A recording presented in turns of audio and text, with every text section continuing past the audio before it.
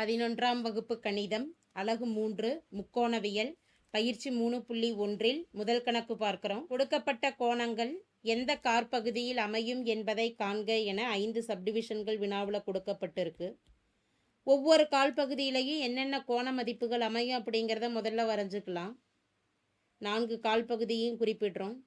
முதல் கால்பகுதின்னு பார்க்குறப்ப முதல் கால்பகுதியில் டீட்டாவின் மதிப்பானது 0 டிகிரியிலிருந்து 90 டிகிரி வரைக்கும் அமையும். 0 degree less than theta less than 90 degree என்பது முதல் கால்பகுதி.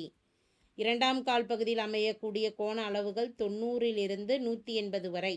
90 degree less than theta less than 180 degree. மூன்றாம் கால்பகுதியில் அமையக்கூடிய கோண மதிப்பானது 180 degree less than theta less than 270 degree. நான்காம் கால்பகுதியில் 270லிருந்து 360 டிகிரி வரைக்கும் நான்காம் கால் பகுதியில் அமையக்கூடிய கோண மதிப்புகள் ஆகும். அதே போல் கோணத்தை நம்ம பாசிட்டிவில் இருந்தது அப்படின்னா கடிகார எதிர் திசையிலையும், எதிர்குறியில் நெகட்டிவ் சைனில் இருந்தது அப்படின்னா கடிகார திசையிலையும் கோண மதிப்புகளை கொடுக்கணும். அதற்கு தகுந்த மாதிரி கால்பகுதிகள் எழுதணும். முதல் சப்டிவிஷனில் கொடுக்கப்பட்டிருக்க கோணமானது 25 டிகிரி. 25 டிகிரி என்பது 90 டிகிரியை விட குறைவான மதிப்பெண். 90 டிகிரியை விட குறைவு என்பதால் இந்த மதிப்பானது முதல் கால் பகுதியில் அமையும். எனவே 25 டிகிரியானது முதல் காற்பகுதியில் அமையும்.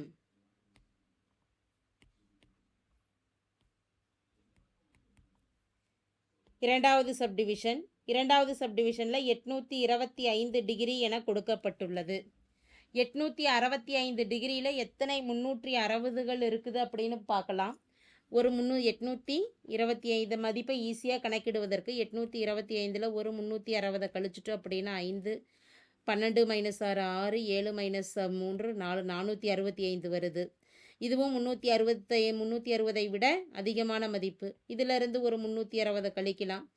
5, 6 - 6 0, 4 - 3 1. 105 டிகிரி என்பது 360ஐ விட குறைவான மதிப்பு.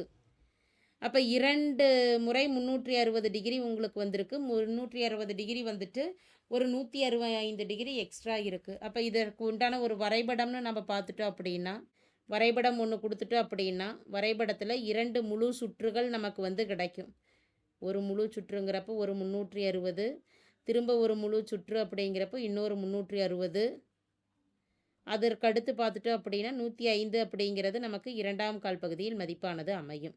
இரண்டாம் கால் பகுதியில் அமையும். எனவே இதற்கான கால்பகுதியானது 825 டிகிரியானது இரண்டாம் காற்பகுதியில் அமையும். இது 105 டிகிரி. மூன்றாவது சப்டிவிஷனுக்கு வரோம். மூன்றாவது சப்டிவிஷனில் -55 டிகிரி என கொடுக்கப்பட்டுள்ளது. -55 டிகிரி என்பது நமக்கு கடிகார திசையில் சுழற்சி இருக்கும். நெகட்டிவ் நம்பராக இருந்ததுன்னா கடிகார திசை. 55 என்பது 90ஐ விட குறைவு அப்படிங்கிறதுனால கடிகார திசையில் வரப்போ முதற்கார் பகுதியிலேயே வந்துடும். இந்த கோண மதிப்பானது -55 டிகிரியை குறிப்பிடும். அப்போ இது என்ன கால்பகுதி? 400, அதாவது நான்காம் கால்பகுதி. தீர்வு எழுதுகிறோம் அப்படின்னா -55 டிகிரியானது நான்காம் காற்பகுதியில் அமையும். அடுத்து நான்காவது சப்டிவிஷன். கோண அளவானது 328 டிகிரி.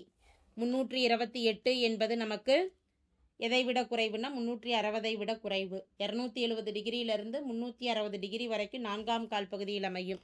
எனவே நேரடியாக ஆன்சர் எழுதிடலாம். 328 டிகிரியானது நான்காம் காற்பகுதியில்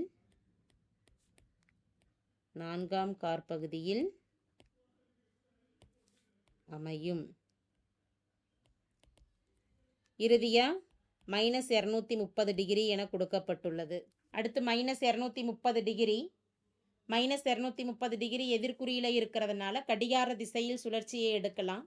கோண மதிப்பு 0லிருந்து -90 வரை நான்காம் கால் பகுதியிலையும், -90லிருந்து -180 வரைக்கும் மூன்றாம் கால் பகுதியிலையும், -180லிருந்து -270 வரை இரண்டாம் கால் பகுதியிலையும் அமையும். எனவே -230 டிகிரியானது இரண்டாம் காற்பகுதியில் அமையும். தேங்க்யூ.